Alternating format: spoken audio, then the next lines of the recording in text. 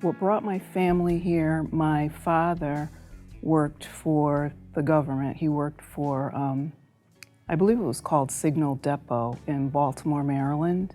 And they were relocating, so they came. Everyone was coming here to work at Tobyhanna Army Depot. I wasn't born when they first came. I was actually adopted. I was adopted as a baby. We lived in the Hill section. Grew up middle-class family, I would say. When they came here, they didn't know a lot about this area. My dad was working at Tobyhanna. My mom stayed at home during the day. She was a housewife. And they were living in Raymond Court, which, if anybody knows the history of Scranton being a red light district, they know that that was a hot spot. They didn't realize the history until strange men started showing up on my mom's and dad's front porch in the middle of the afternoon. And my mother would chase them away, and they didn't know what was going on. Then they started talking to people, and they found out, well, that's when they got the heck out of there real quick. So I'm assuming that they went from there to Green Ridge.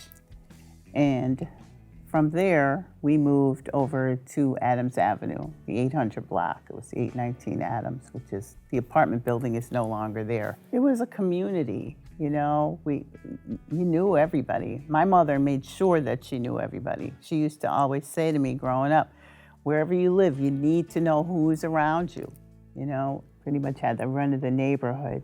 You know, talking about all the alleys, that's where we were like ripping and running. There was Dick's Court, Lee Court, Tech was right there. Growing up as a black girl in a predominantly white town, maybe there might be one other black student in that same grade, but I was always the only little black girl. It was hard. I got picked on, I got teased, and plus being of a darker skin always.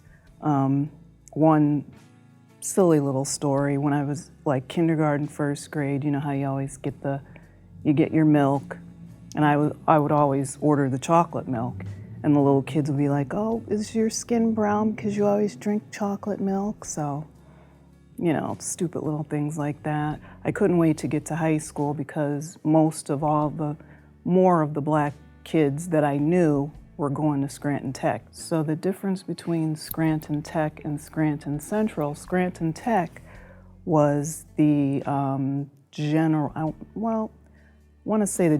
school, and Scranton Central was more the academic school. And I was advised by, I believe, a guidance counselor not, you know, oh, you can't go to Scranton Central. I didn't really want to anyway. I went to Scranton Tech.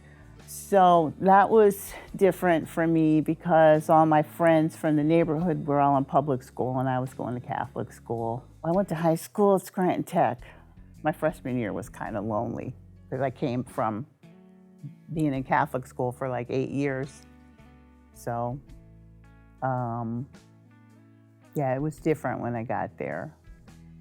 Actually, I feel like it kind of, my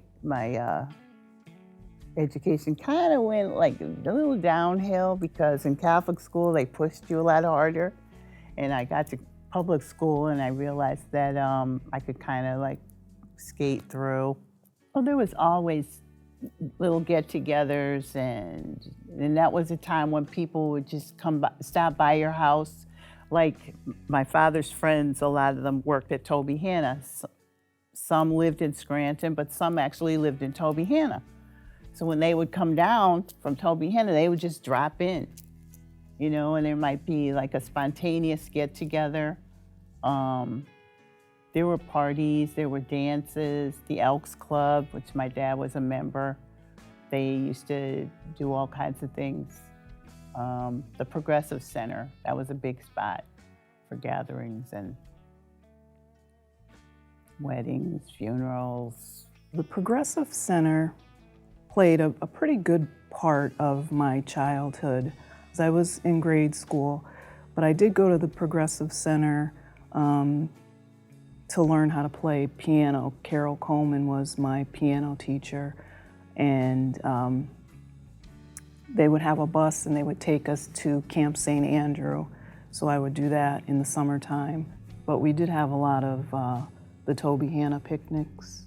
Was it the Tobyhanna picnics and the clam bakes that we would go to? So that was a lot of the Black community would get together, and I can't remember where the clam bakes were held, but they were a lot of fun.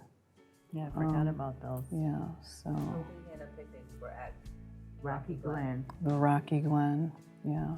And a big piece of history was the Black community doing the Tobyhanna picnic. But yeah, that was a lot of fun. They used to have shootouts, like at certain times of the day, like maybe 12 o'clock and then 2 o'clock and 4 o'clock. And I don't know if they announced it, but all the kids knew that the shootout was gonna happen, and you run down the hill, and these guys were dressed up as cowboys, and they would even come running in on horses. And it was this whole big shootout, and guys were falling off the saloons on the ground. It was a lot of fun.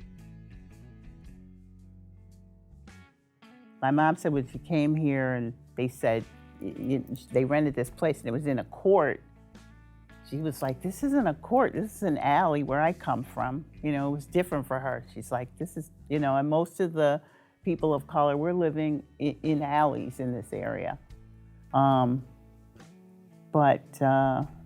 there's always been like a subtle kind of racism, like talking to someone and they just assume that you maybe aren't as educated, or that you know, or you say that you're doing something and they're like, really? You know, that kind of thing. It definitely got followed in stores everywhere we went.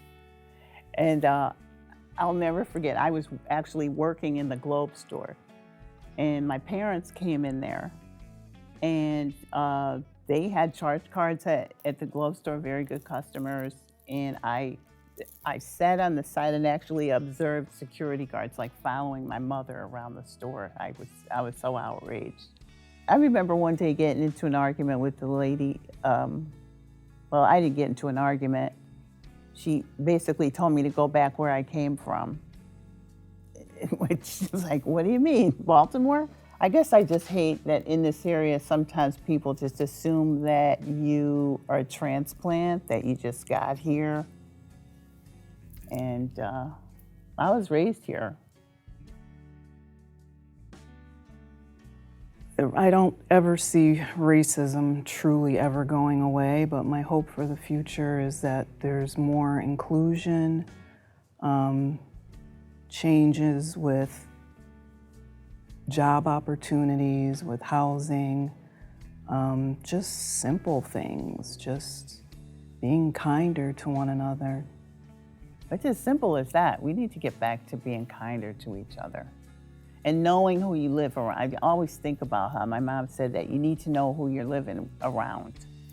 And nowadays, people don't even know their neighbors. That sense of community, it just seems to be gone.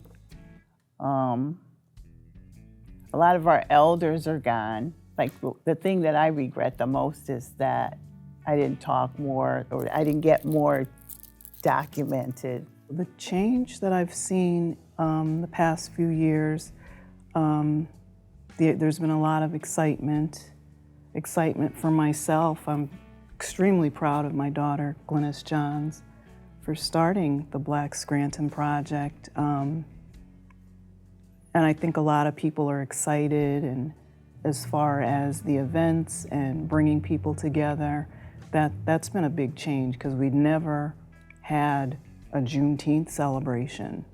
We've never had the flag raising of the Pan-African flag.